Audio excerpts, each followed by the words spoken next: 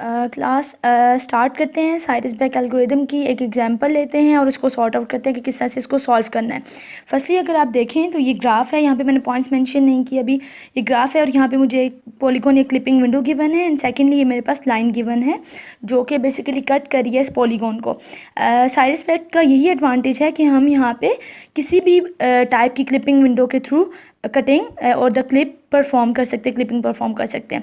इसके बाद ये जो 3 नॉट पॉइंट है ये मेरे पास पॉलीगॉन के वर्टिसेस के कुछ पॉइंट्स हैं जो कि मेंशन हैं एंड ये जो मेरे पास 2 पॉइंट्स हैं ये मेरे पास लाइन के पॉइंट्स हैं।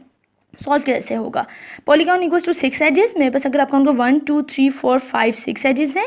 लाइन इक्वल्स टू 2 पॉइंट्स हैं। देन इसके बाद अगर आप देखो तो ये एक यूनिफॉर्म शेप है। फॉर एग्जांपल आप इसके लेफ्ट हैंड पे देखो तो आपके पास जो शेप है वही राइट साइड पे भी सेम शेप बन रही है, ठीक है।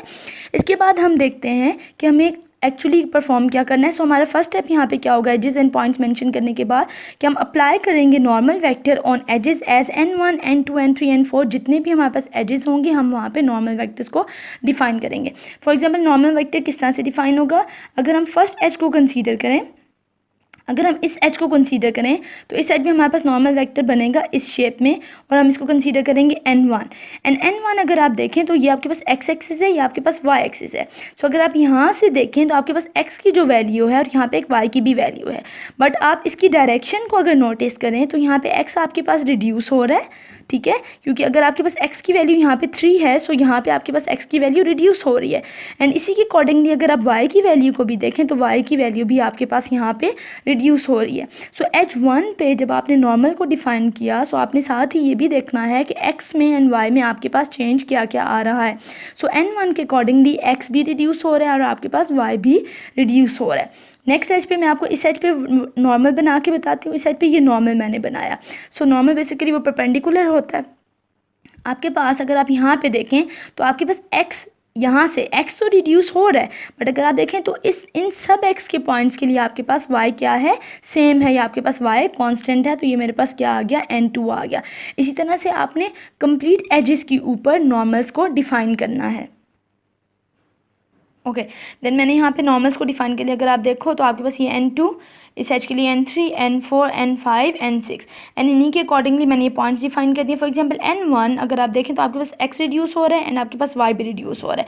सो x भी रिड्यूस हो रहा है, माइनस मैंने कर दिया एंड y भी रिड्यूस हो रहा है, मैंने -1 लिख दिया।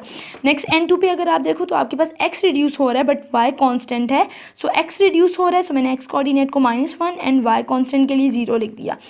n3 पे अगर आप देखें तो आपके पास x रिड्यूस हो रहा है बट आपके पास y इंक्रीज हो रहा है, सो मैंने यहाँ पे x रिड्यूस y इंक्रीज लिखा, x रिडक्शन के लिए -1 एंड इंक्रीज के लिए +1।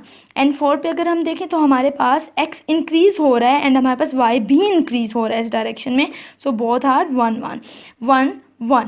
अगर हम n5 पे देखें तो आपके पास x इंक्रीज हो रहा है जबकि y कांस्टेंट है, सो x इंक्रीज हो रहा है +1 एंड y कांस्टेंट है, सो मैंने 0 रिप्रेजेंटेशन दे दी।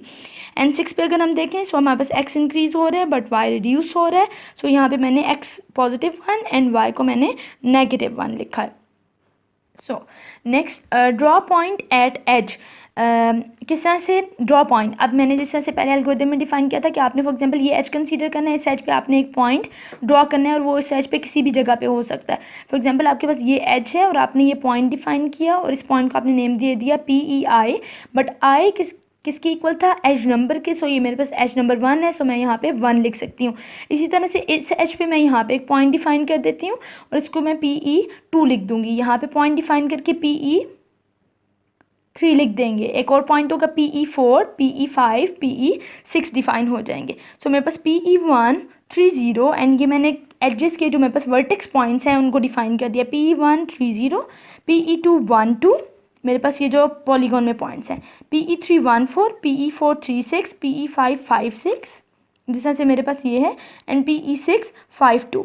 देन इसके बाद मैंने मेन इक्वेशंस लिखी हैं। मेन इक्वेशंस में हमारे पास फर्स्ट इक्वेशन है PT = P0 + T, P1 - P0 और T मल्टीप्लाई हो रहे हैं इन सब के साथ, एंड सेकेंड है TI = NI, डॉट प्रोडक्ट लेना है PEI एंड PEI ये वो पॉइंट है जो अभी हम लोगों ने ड्रॉ किया है, -PI and divided by NI normal vector dot product P1 - P0।